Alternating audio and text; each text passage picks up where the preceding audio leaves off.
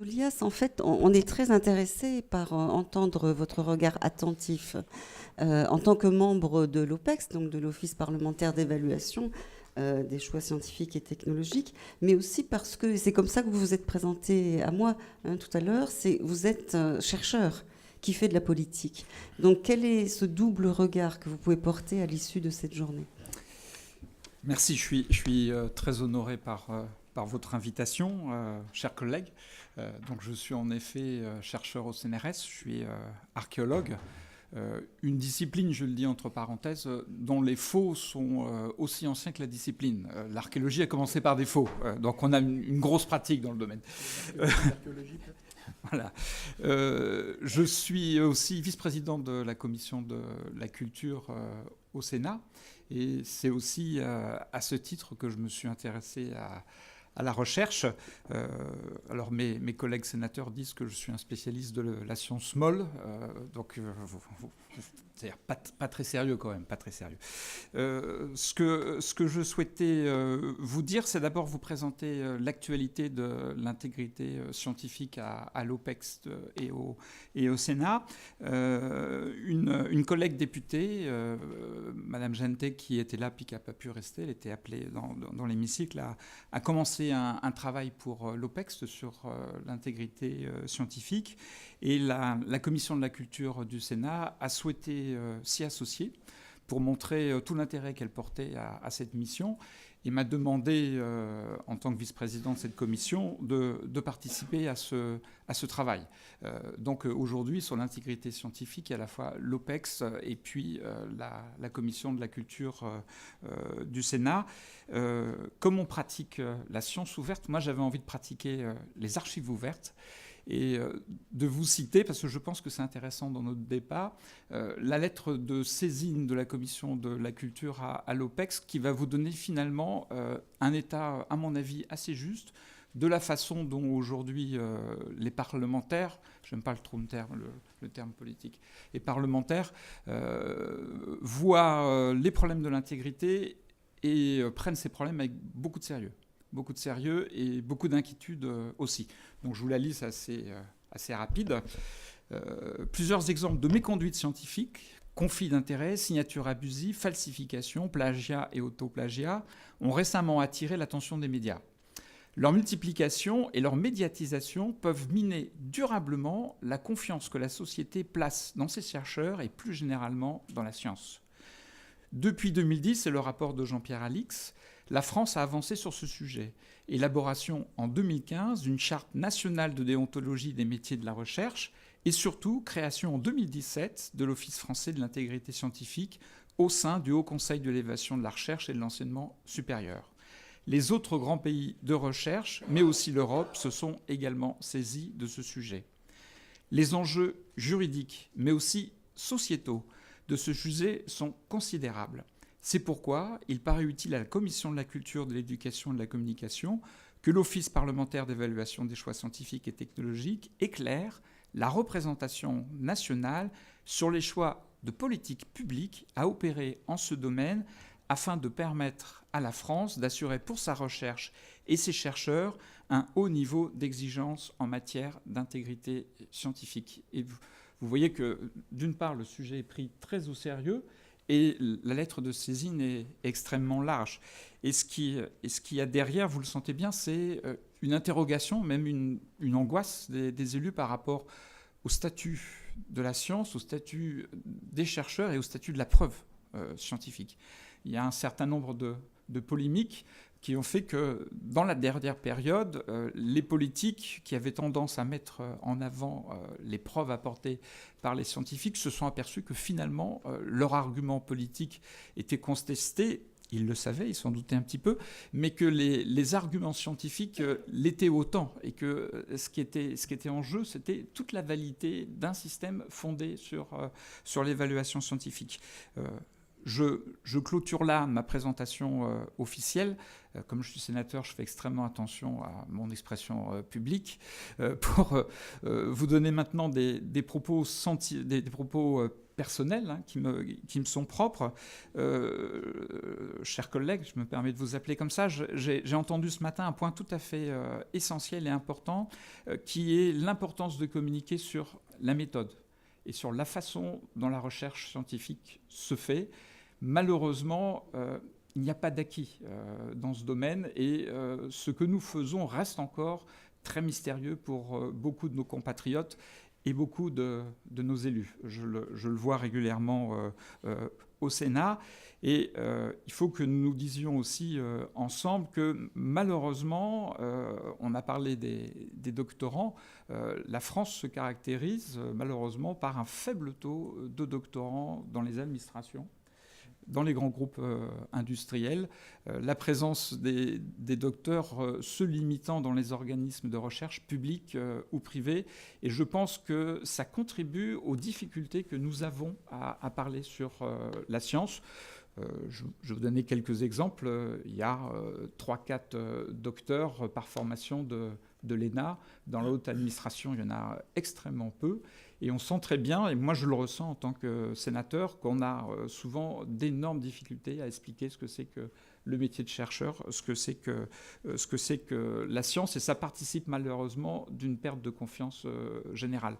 Donc je crois que c'est important, ça serait important de relancer nos actions de valorisation pour le doctorat. Il y a vraiment une culture politique, une culture scientifique à acquérir pour le monde politique en général. Je vous donne juste un exemple. J'ai demandé récemment au service du Sénat s'ils étaient capables de me dire le nombre de chercheurs du CNRS, je prêche pour ma boutique, qui étaient venus au Sénat présenter des travaux, des réflexions, des répertises, des compétences dans le cadre des commissions, des projets de loi. On m'a dit « Oh non, ça doit être dérisoire, 5-6 ».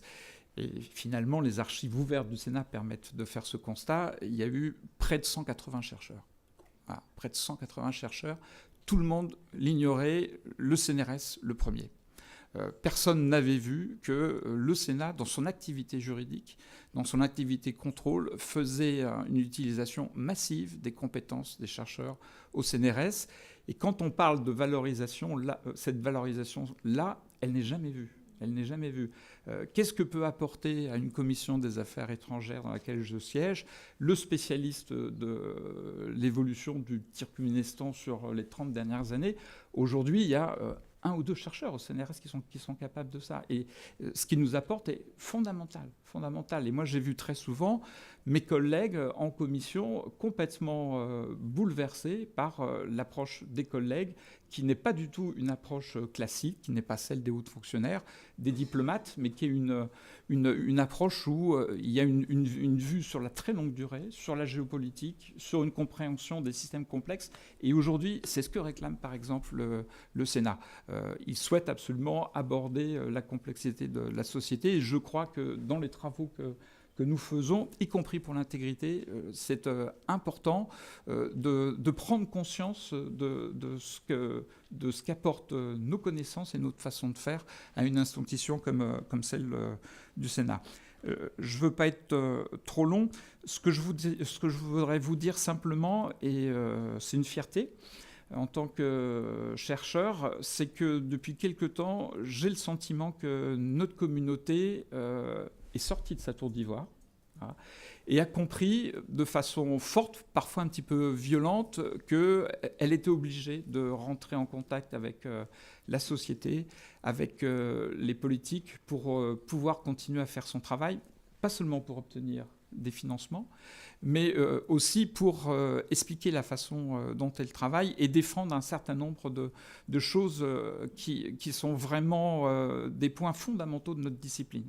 Alors, on a beaucoup parlé de l'intégrité scientifique. Moi, je mets ça en parallèle avec les libertés académiques. Et je crois qu'on ne peut pas envisager les unes sans les autres. Et c'est absolument fondamental. Il y a des pays comme l'Allemagne où les libertés académiques ont valeur constitutionnelle. En France, c'est pas tout à fait sûr. C'est pas tout à fait sûr. Et donc je pense que quand on est exigeant vis-à-vis des chercheurs, et on doit l'être vis-à-vis de l'intégrité, il faut aussi leur apporter les plus grandes garanties de leur liberté absolue de chercher et de publier, bien évidemment en fonction des règles déontologiques que nous nous imposons. C'est un point essentiel.